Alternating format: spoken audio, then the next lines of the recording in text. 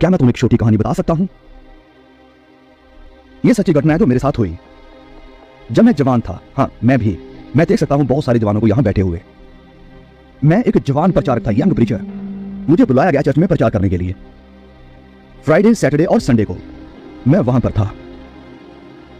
उस शाम मैंने करीब 200 लोगों को प्रचार सुनाया। मैं बहुत हैरान था।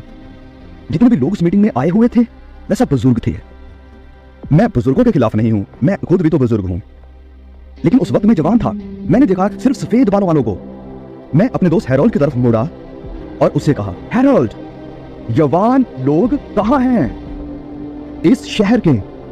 और मीटिंग के अंत में उन्होंने कहा कि मुझे खुशी हुई कि आपने इस बात को नोटिस किया। जवान यहां नहीं थे। उसने कहा, आओ मेरी कार में बैठो, तुम जानना चाहते हो कि जवान लोग कहां पर हैं? मैंने कहा, यस, मैं जानना चाहता हूं।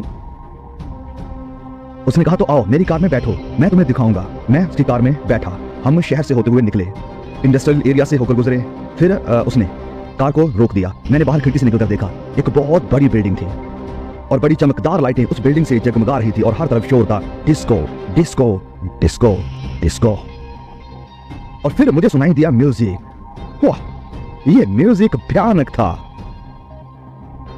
मेरे दोस्त ने कहा, आ जाओ बाहर, मैं तुम्हें दिखाऊंगा कि जवान कहां पर हैं। मैंने कहा, नहीं, मैं डिस्को में कभी नहीं जाऊंगा, मैं अंदर बिल्कुल भी नहीं जाऊंगा, मैंने यहीं से बहुत कुछ देख लिया है। उसने कहा, तुम चाहते हो या नहीं चाहते हो ये जानना कि जवान लोग कहां पर हैं? मैंने कहा, मैं जवानों को देखना चाहता हूं। मैं अपनी कार से बाहर निकला, उस बिल्डिंग के अंदर गया। हर तरफ जवान ही जवान। तभी पवित्र आत्मा ने मेरे साथ बात करी और मुझसे कहा कि रेनहॉर्ड, ये जो डांस हॉल है इसके दरवाजे को खोल दो और अंदर झांको। मैंने डांस हॉल के दरवाजे को खोला और मैंने देखा जवान चारों तरफ पागलों की तरह नाच रहे थे। म्यूजिक इतना तेज था, इसने मेरे पूरे सिस्टम को हिला दिया, मेरे पेट तक चला गया। और मैंने कहा, ये क्या है? मैंने दोबारा फिर से इसे झांक कर देखा और उसी वक्त मुझे कुछ दिखाई दिया। मैंने दोनों को देखा, लड़कों को, लड़कियों को, जवान लोग, यंग पीपल, और ये सब लोग नाच रहे थे। जब मैंने इनके चेहरों पर नजर डाली तो मैंने देखा कि ये किसी चीज की तलाश में है जो कि ये नाच गाना भी नहीं दे पा रहा है। मैं पीछे हटा, मैंने दरवाजा बंद कर दिया। मैंने कहा, हैरोल्ड, क्या तुम इस डिस्को के मालिक को जानते हो? उसने कहा, यस, मैं जानता हूं। मैंने कहा, मुझे उसके पास ले चलो। उसने कहा, क्या? तुम उससे क्या चाहते हो? मैंने कहा, मैं उनसे चाहता हूं कि वो मुझे अलाउ करें कि मैं प्रचार कर सकूं, सिर्फ 5 मिनट के लिए, 5 मिनट के लिए इन जवानों के साथ, सिर्फ 5 मिनट। उसने कहा, रेनहार्ड, तुम पागल हो गए हो। मैंने कहा, क्या? मुझे तुम यहां लेकर आए हो? मालिक कहां है इसका? वो मुझे मालिक के पास ले गया। जब हम इस ऑनर के पास गए, मैंने उससे कहा कि सर, मैं जर्मनी से चलकर आया हूं और मैं चाहता हूं कि सिर्फ 5 मिनट के लिए मैं इन जवानों से बात करना चाहता हूं, प्लीज। वो मेरी तरफ देखने लगा बड़ा हैरान होकर, क्योंकि मैं चर्च से आया था और बिल्कुल एक प्रचारक की तरह ही दिख रहा था। उसने मुझसे पूछा कि क्या तुम एक प्रचारक हो? मैंने कहा, हाँ, मैं हूं, मैं प्रचारक हूं। उसने कहा, तो ठीक है, जाओ और अपने चर्च में जाकर प्रचार करो। मैंने कहा, सुनिए सर, ये जो जवान लोग हैं ये चर्च में नहीं आते हैं और यही कारण है कि ये प्रचारक यहां डिस्को में आया है।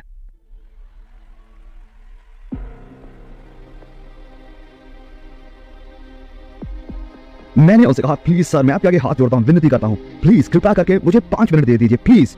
उसने कहा, मुझे लगता है कि तुम कोई पागल हो, निकलो यहां से, चले जाओ। वो मुड़ के चला गया और उसी वक्त पवित्र आत्मा की आवाज मुझे आई और मुझसे ये कहने लगी, रेनहार्ड, तुम इस ऑनर से वही बात कहो जो तुमने देखी थी उस डांसिंग हॉल के अंदर।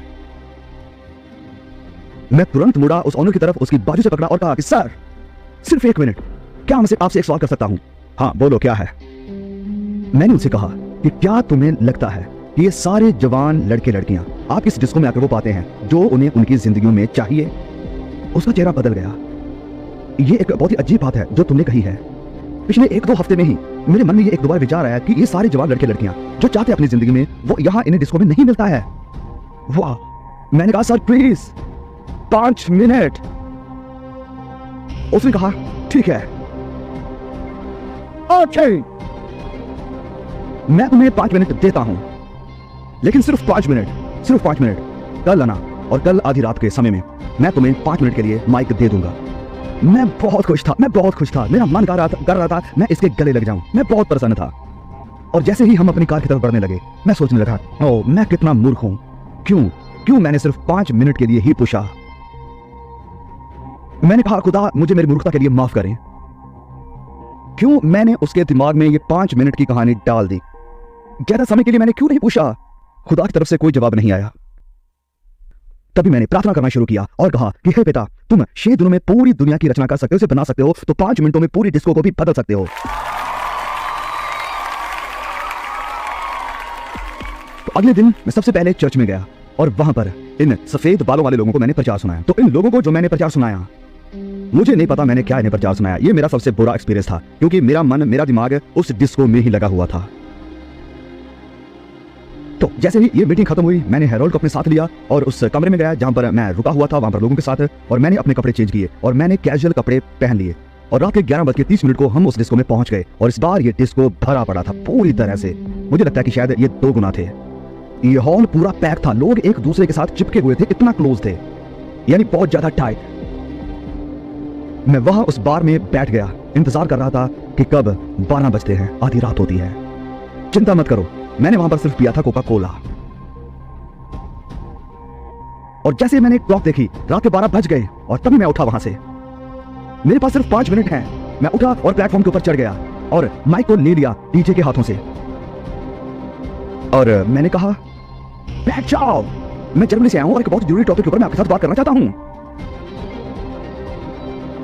मैं इतना जल्दी बोल रहा हूं क्योंकि मेरे पास इतना टाइम नहीं है। तभी ये सभी लोग नीचे बैठ गए और मैं देखने लगा और मुझे एहसास हुआ कि इनके पास कोई और ऑप्शन नहीं है। और जैसे ही ये सब लोग नीचे बैठ गए तो मैंने प्रचार करना शुरू कर दिया। और तभी वाह, पवित्र आत्मा अंदर आ गया।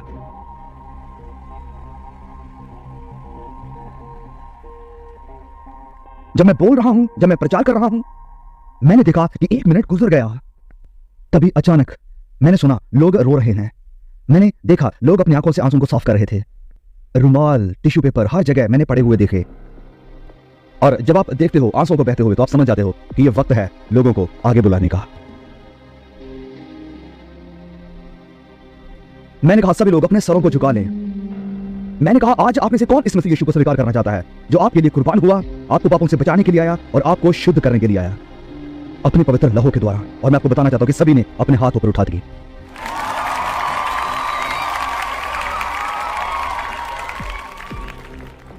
और जब 5 मिनट गुजर गए और जैसे ही मैं निकलकर बाहर आ रहा हूं तो मेरी खुशी का कोई ठिकाना नहीं है। मैं पिता परमेश्वर प्रभु यीशु मसीह की महिमा कर रहा हूं इस अद्भुत चमत्कार के लिए। मेरा तीर बिल्कुल निशाने के ऊपर लगा, मैंने देख लिया और बताना चाहता हूं कि आपका भी लगेगा एक दिन जरूर। बेस्ट अभी आने वाला था। 1 साल बाद मैं फिर से इस शहर में आता हूं और हैरोल्ड मेरा इंतजार कर रहा है एयरपोर्ट के ऊपर अपनी कार के साथ। वो कहता है, रेनाल्ड मेरी कार में बैठो, तुम्हारे लिए एक सरप्राइज है मेरे पास। वो मुझे शहर के बीचों बीच लेकर जा रहा है। मैं देख रहा हूं और कह रहा हूं, हाँ मैंने ये सब देखा है पहले भी। और तभी उसने एक जगह पर जाकर इस गाड़ी को खड़ा कर दिया, इसे रोक दिया और एक बड़ी बिल्डिंग में देखने लगा, वही बिल्डिंग जिसे मैंने पहले भी देखा था। और इस बार जब मैंने इस बिल्डिंग को देखा, मैं आपको बताना चाहता हूं, मैं पूरी तरह से हैरान था। अब इस बिल्डिंग से मुझे डिस्को सुनाई नहीं दे रही थी। जब मैंने बिल्डिंग के ऊपर देखा तो मैंने एक क्रॉस को पाया।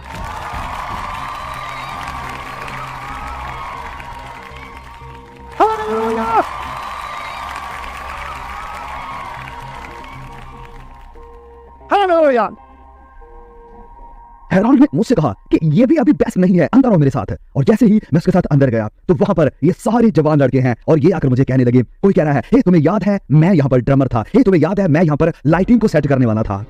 उस रात सब कुछ बदल गया। वो डिस्को उसी रात बंद हो गई, तब्दील हो गई। जो जवान थे उन्होंने जिंदगी अपनी खुदा के हवाले कर दी। पास्टर आया, उन्हें इन सबको बैप्टाइज किया, इन्हें बपतिस्मा दिया। क्या ये अद्भुत नहीं है? Hallelujah! Hallelujah!